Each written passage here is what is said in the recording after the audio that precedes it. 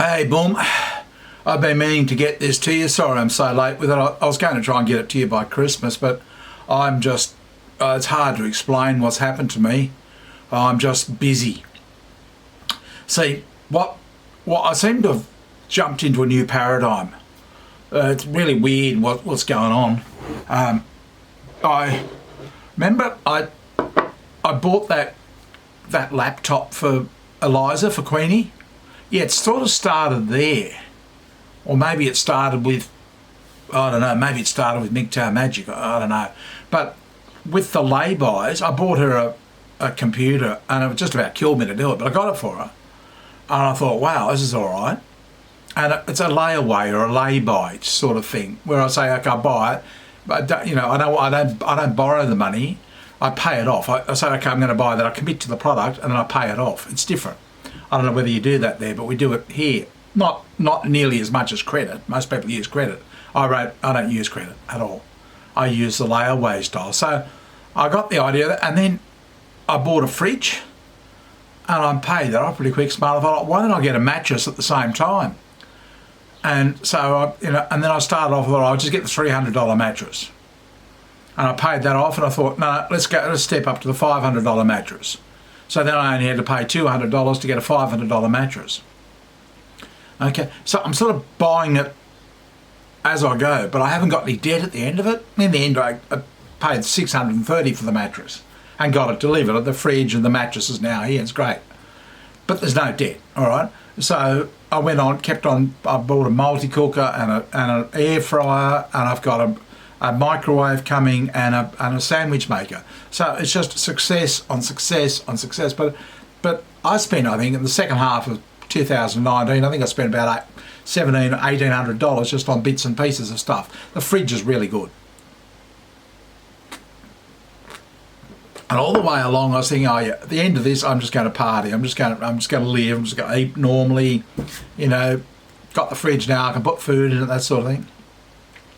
And I've been in touch with ever since back in 2013 when I had the web page with Sue for the old business. I got some, just when we were separating, I got some work done. I got the site optimised.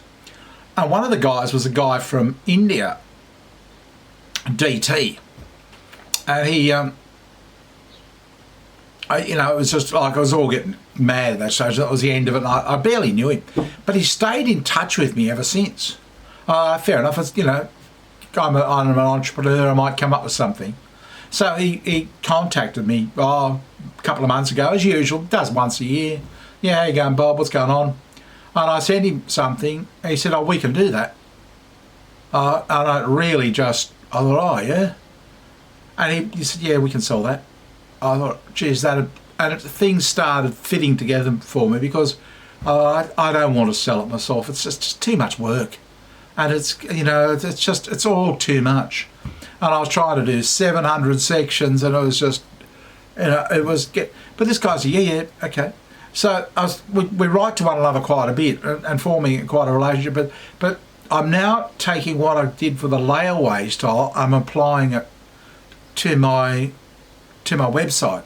So instead of doing, and I was copying a dictionary style thing, 800 descriptions where they've just typed up a brief description, I'm doing a full track on each thing. It takes forever, right? And so it's taken probably a month to get it sorted out, but yeah, I'm going to start by doing just a basic, about 140, 150 sections of basic accounting, okay, to get started, and then I'll just keep adding to it. But instead of trying to do the whole thing, like I'm buying the house in bits and pieces, and it's really, really good. And once I've done it, I've done it. Once I've bought it, I've bought it. There's no residual. I could have borrowed $2,000 and gone out and bought it all in one fell swoop. But then I'd have to pay interest on it and pay it off and worry about it and get upset and everything else. I don't want any of that. The pain's done. I've done without that food. Yep, I've paid for it. Bang, all done, squared away. Most people in my situation in Australia can't do anything. They usually end up just going more into debt. I'm actually accumulating stuff. Pretty happy with myself, to be honest. It's building on success. It's success leads to more success, more success. So now what I'm going, right, so I've got, all right, now that I've got that contained, I've got I think it's about 120 sections I've got to do. It's 115 sections, right? It's like it's in a box. All I've got to do now is fill in between. It's not open-ended, goes on and on forever. Well, I go, when does this stop? Yeah, I know when it stops. And when I get that done, we launch. But in the meantime, he says, yeah, the site needs to be made over. They need to redesign it. So instead of spending the money on food and what have you, yeah, I would devote that money to that. And then once he's redesigned it, I think I might actually get somebody to build it for me, even if it's just on WordPress. I just don't want to be thinking about that. And then another $100 US to get it optimized. Then after that, I give him $200 a month to advertise it. Okay, see how it's working? The same principle all the way through. There's no way I'd try and do this myself. Crazy shit. And having him there in the background is like, yeah, right, okay, so I've got to do this. He's not saying anything, but it's almost like he's slave driving me in my own mind. Right, do this, right, so I've got everything. I'm sort of saying, yeah, I've now got a commitment to him. He doesn't want to hang around until, another year or something. Yeah, I would expect he would like to get started. Now that we've talked about it, he would like to get started, March, April next year at the latest. So I think that'd be fair enough. That's what I'm thinking. So I'm aiming to get it done there. Like yesterday, I got 2 sections done, which is pretty good. Today, I'm exhausted, and I had to do this and a couple of other little things. So, it's not easy. I'm cutting my coffee down. I've been drinking too much. It's destroying my kidneys. So I'm down to 2 cups a day or 2 mugs a day. So that's all. It's really exciting actually. It's really, I haven't made a sale or anything else like that, but it's full on. Okay, but it's exhausting, but it's coming together. I'm spending as little time as possible on social media. I really, one conversation makes it, like just doing this is going to slow me up for the day. All right, it's I'm on such a deadline. So once I get the basic section done, I'll keep adding more to it. Hey, we'll start selling it, promoting it, and that sort of thing, but at least we'll get the thing going. And I'm looking at it like a snowball. The snowball has already started rolling, but it's going to gather and gather and gather. And I've taken the principles of how I'd apply to buying a product, then to how to earn an income. I actually consciously went after it because I remember saying to James last year, yeah, okay, I've got to try and figure out how to apply this same thinking to building an income. And I've been wanting to do it for years. I just haven't been able to get there.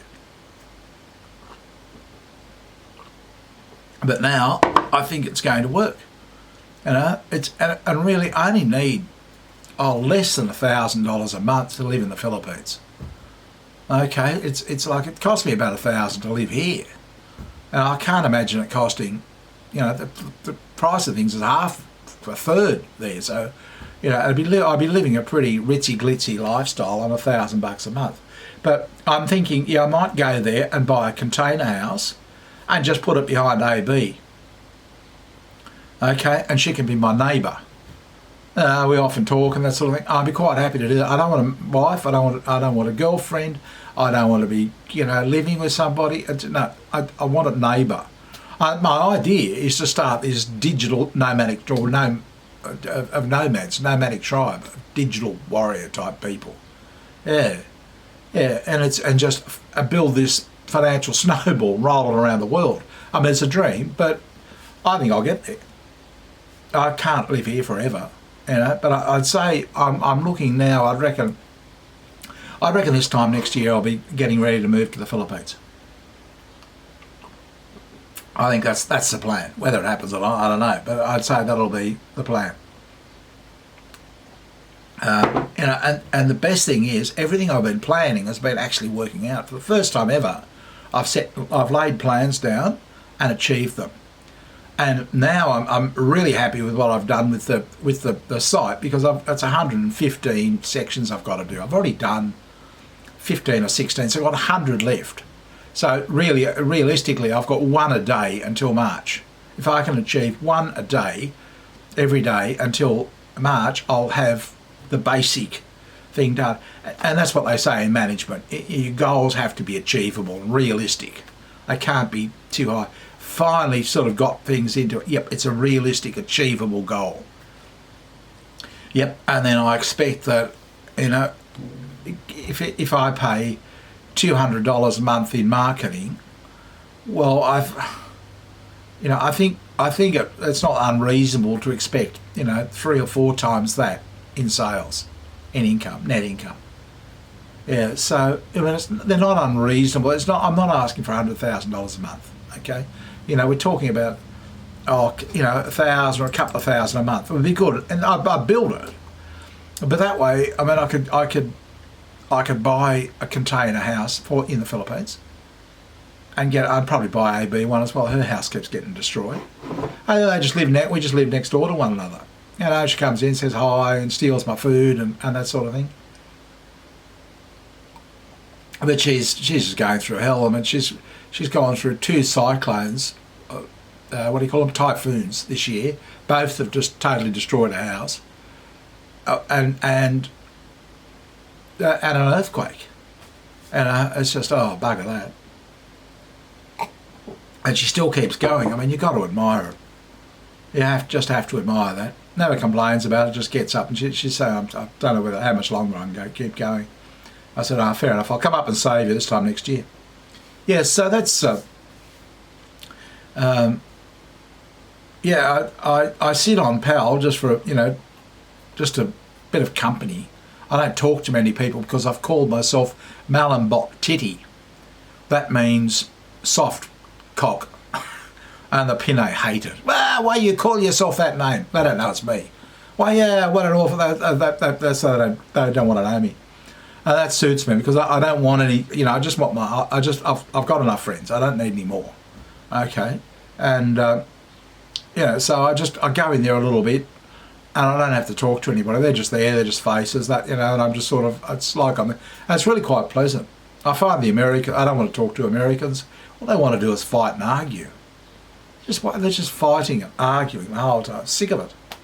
I'd rather just talk to the Pinot, we have a laugh, bit of a giggle. Yeah, it's good. Yeah, so that's about the story here. You know, I have to go back to work now, but yeah, I doubt it. But I'll try and get. I've got one left to do in the A section, and then I'll move on to the B's. It started off, I was going to go through and do one in A, B, C, D all the way through, and then go through it again and again and again. And then one thing led to another, and I thought, nah, let's just see how many I've got to do and contain it. Bang, you've got this much to do. Put it in a box. Yep, beauty. That's actually, it was good. Yep, and then I achieved that. And for the first time ever, I'm not worried about whether it'll work or not. You know, I'm not sitting here panicking, which takes up a lot of energy. Yeah, no, I'm just working on it. It feels right. It feels like it's finally come together. You know, I think maybe discovering I had summer sad was a thing. I wear these to bed. You know, that idea. Yeah, that's stops me from dreaming. I only need the faintest little bit of light on my eyelids, and I dream. My mind starts going. And I wear sunglasses most of the time inside, and I often wear them inside. It's just making a hell of a lot of difference. I tell the doctor about it. He says he doesn't believe it. They don't recognise it in Australia. And go, okay. You know, I don't know what to say to him. You know, it's just, you know, you sure you don't want to see a psychiatrist? I go, oh, fuck off, mate. Jesus, it really shit me off now. And I tell him, you know, this is the best I've ever felt. It is. It's the best I've felt. I'm normally, you know, it's not depressed. It's your energy is sapped. Because your mind's going, and it just burns up that much sugar and energy. So you got to shove more sugar in it, and you just a total mess by Christmas time. My wife, Sue, used to say, "Oh God, you just hate, you know, you're awful at Christmas." Yeah, it works out. It's the worst time. It's yeah, I'm actually a victim of this bloody seasonal affective disorder. But now that I'm mitigating it with the shade, that's it. That's all. It's one of those things really hard to find, really easy to fix, but really hard to find. And once you find it, it's simple. You know, sunglasses, shades, that sort of thing. I've got the drapes drawn. Yeah, it's fantastic. But work. Oh, I've never worked this hard. You know, because it's just normal. I tell you, in summer I'd be on pal. I just stuff it. I just don't have the energy for it. I didn't actually come out and say, and be honest, I just don't have the energy with it. But that's what I'd be chatting on pal, wasting time. I don't waste time now. I just don't have it to waste. Yeah, I'm where I am, where I should have been. Where I should have been when I was 20. The same sort of what do I do now? You know, that's yeah. It's just that was what was stopping me. The summer seasonal affective disorder. It stuffed me every year. Yeah, it ruined my life. Totally. If I'd known that, and also about narcissistic personality disorder, I would have been able to fix everything a long, long time ago. But anyway, that's what happens, and it's happened. Anyway, that's. I hope your New Year's good, and your Christmas was good, and life's good, and work's good, and everything's good. And I'll talk to you again soon. Goodbye.